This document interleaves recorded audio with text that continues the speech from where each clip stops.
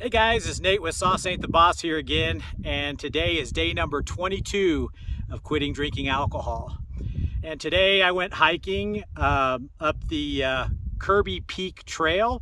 It's located in southern Oregon here between Grants Pass and Cave Junction.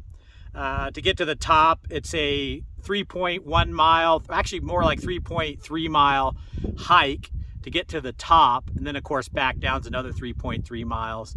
And the elevation I'm at right now is about 5,555 feet, and this is known as Kirby Summit, and it's one of the tallest mountains in this area here. I don't know if you can see the views in the background and stuff, but anyway, been a great hike so far. My family's with me again today, and what I wanted to talk about today was boredom after quitting drinking alcohol. One of my greatest fears about trying to quit alcohol was always how bored I was going to be, because for the last 20 years, everything in my life, having fun, socializing, events, relaxing in the evenings, just about everything, barbecuing, get-togethers, always involved alcohol. And I couldn't really imagine what life would be like without that in it, without alcohol in it. And the thought of it was just almost unbearable, I guess, when I was drinking. And I think that's why I had such a difficult time in the past trying to quit, was just the fear of the unknown of what all that would be like. But I got to tell you guys, especially the last week, so I've been at it at least 3 weeks now, and the last week in particular, I have not found myself bored at all.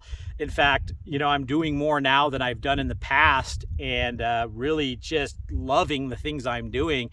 And there's no way I could have hiked up here to 5,555 feet if I was hungover or had been drinking the past 3 weeks. My body'd be all puffed out and just feeling like crap. And so I think that fear of boredom is only a temporary thing. And I think I felt it most the first week when I quit, because, like I mentioned before, you got to rechange your entire lifestyle and start doing different things. If you still sit in the same chair when you get home from work and, do the same things, and now just without alcohol, it's difficult. You're going to find yourself bored. And that's what I'm talking about, having tools that you use. And one of the tools is you got to kind of just break your old way of life and look at it as you're starting an entirely new life without alcohol in it.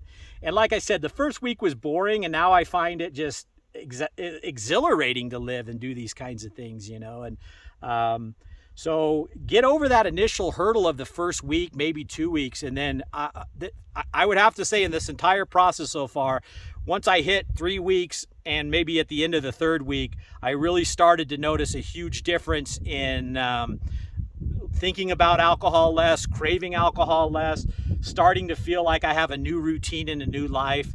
And a lot of people talk about the 1 month mark being a real significant, noticeable change in yourself, and then again at 3 months. And I can say, getting near the end of this first month, the first month mark's got to be definitely true, because I think I'm already starting to experience some of the positive things. And you start to realize how much more positive stuff has flown into your bucket and how much negative stuff has left your bucket of life. And it just starts, your mindset changes, your feelings change, and you just start to just feel like $1,000,000, I mean, I don't know how else to explain it, but you're not going to get there if you sit there the whole 3 weeks pining after alcohol and staying in your same routine.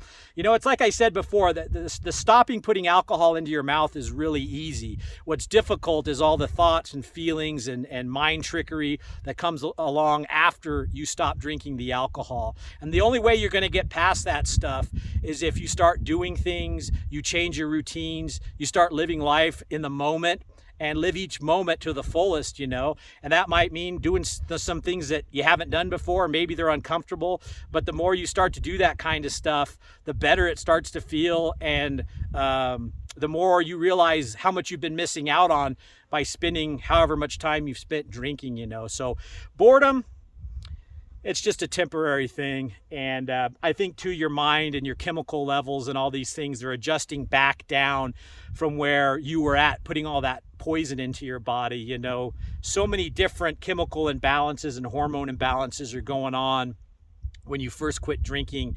And so I think some of the boredom and maybe the funk that you might feel that's only temporary while you first begin to quit is a lot of that stuff just moderating and coming back down to reality and where you should truly be again. So get out and live life, guys. I can't wait to say it's been 30 days. We're getting closer and closer. Day 22 here. If you're thinking about quitting drinking alcohol, go back and watch my day 1 video and start there. And day by day, I'll be doing this every day for a full year. And you can watch my mental changes, physical, spiritual changes, and just everything good that starts to happen in life when you stop putting a psychoactive, toxic substance in your body that creates dependency. Who wants to do that, right? So anyway, guys, remember, sauce ain't the boss. You are. You guys have a great day.